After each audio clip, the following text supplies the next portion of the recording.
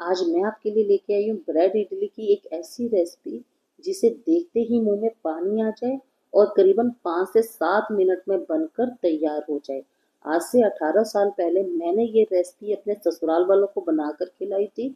वो खाते ही इसके फैन हो गए थे और हर दूसरे दिन इसी रेसिपी की डिमांड करते थे। ये खाने में जितनी टेस्टी होती है ना, बनने में उतनी ही इजी होती है। मेरी गारंटी है, आप अपने घर वालों को और मेहमानों को अगर ये रेसिपी एक बार बना के खिला देंगे ना, तो वो रोज इसकी डिमांड करेंगे। इस रेसिपी को बनाने के लिए मैंने यहाँ पर 8 से 10 आलू लिए थे। उसे हाथ से अच्छे से मैश कर लिया था। अब मैं यहाँ पर एक हरी मिर्च डाल रही हूँ और करीबन एक ही प्याज को बिल्कुल बारीक चॉप कर कर डाल रही हूँ। अब हम इसमें कुछ स्पाइसेस डालेंगे। यहाँ पर मैंने आधा चम्मच नमक, आधा चम्मच लाल मिर्च, आधा चम्मच धनिया, आधा चम्मच गरम मसाला, 1/4 चम्मच हल्दी और थोड़ा सा सौंफ पाउडर डाल दिया है। इन सभी को अच्छे से मिक्स कर लिया है। यहाँ पर आधा चम्मच में जीरा भी डाल रही हूँ। अब हम इन सभी मसालों को अच्छे से मिक्स कर लेंगे। आप चाहें तो यहाँ पर थोड़ी सी अजवाइन भी डाल सकते हैं, बट मैं अजवाइन नहीं डाल रही हूँ। अब मैंने एक बाउल दही लिया है, उसके अंदर मैंने थोड़ा सा नमक डाल दिया है। अब हम लगाएंगे दही में तड़का। तड़का लगाने के लिए तड़का पैन में मैंने 1 चम्मच रिफाइंड डाल दिया है। इसमें थोड़ी सी राई डाल दी है और 1/4 चम्मच हींग डाल दी है और इसमें 1/4 चम्मच ही मैंने हल्दी डाल दी है। हल्दी डालनी कंपलसरी है, तभी इसका कलर बहुत अच्छा आता है। तड़के को हम अच्छे से तड़का लेंगे और फिर ये तड़का हम दही के अंदर ट्रांसफर कर देंगे। दही में डालने के बाद हम दही को अच्छे से मिक्स कर लेंगे। अगर अभी तक आपने मेरा चैनल सब्सक्राइब नहीं किया है तो प्लीज़ मेरा चैनल सब्सक्राइब कीजिए, लाइक कीजिए, शेयर कीजिए और एक बेल का आइकन आपको दिख जाएगा, उसे जरूर प्रेस कर दीजिएगा ताकि मेरी फ्यूचर जितनी भी वीडियो के नोटिफिकेशन है वो आप तक पहुंच सके। यहाँ पर मैं कस्तूरी मेथी मिक्स करना भूल गई थी, तो यहाँ पर मैंने 1 चम्मच कस्तूरी मेथी भी डाल दी है। अब मैंने 4 पीस ब्रेड के लिए हैं। इसके मैंने चारों तरफ से कोने नहीं काटे हैं क्योंकि हमें इसे गोल गोल इडली की शेप देनी है।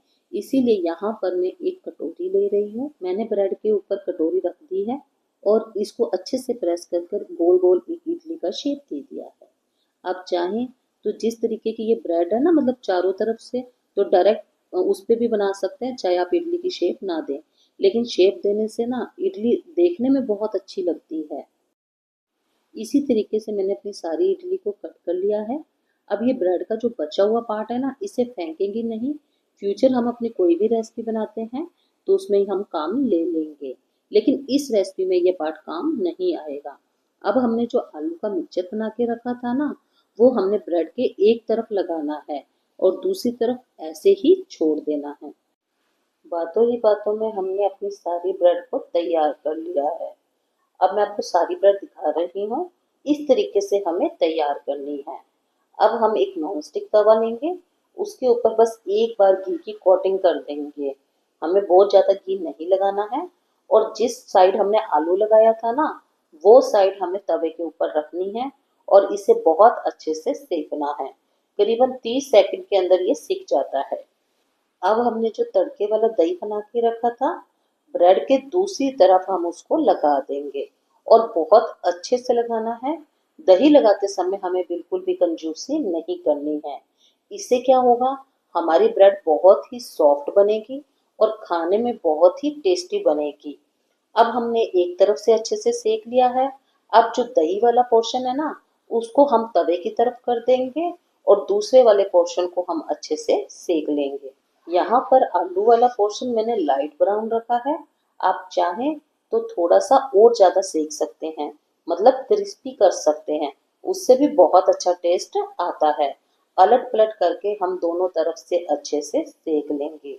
लो जी, हमारी ब्रेड इडली बनकर तैयार है और जिस तरीके से मैं इसको पलट रही हूँ ना, तो आपको पता लग रहा होगा कि ये कितनी सॉफ्ट बनी है।